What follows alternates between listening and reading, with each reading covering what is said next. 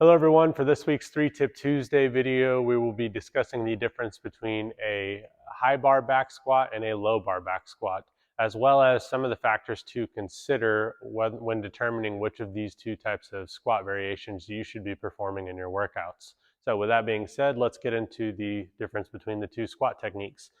So with a high bar back squat, we can think the first noticeable difference is where the bar is positioned on our upper back here. So in a high bar back squat, we've got the bar positioned more on our upper traps.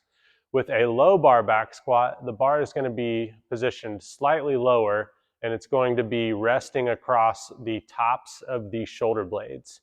We should feel like we're sitting, like the bar is sitting on kind of a bony shelf across the tops of our shoulder blades.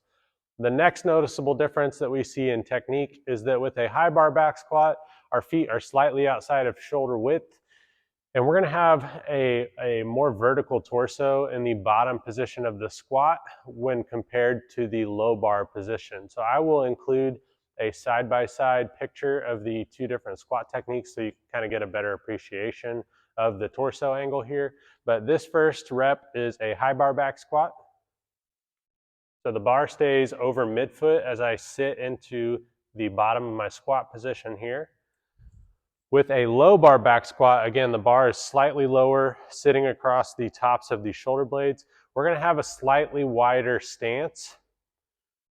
And we're also going to notice that our torso pitches significantly more forward than it does in a high bar back squat. Now, this is just to allow for the bar to stay over midfoot. It's easier to get to this bottom position when performing a low bar back squat, especially if you have hip and ankle mobility issues. Doing a low bar back squat just requires significantly less hip and ankle mobility. So if it is easier for you to get to this bottom loading posture, you're still training legs.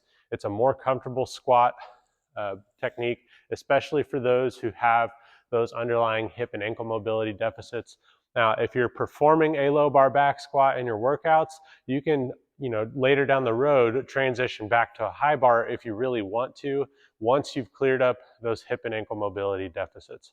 I hope this video is helpful. Let me know how it goes.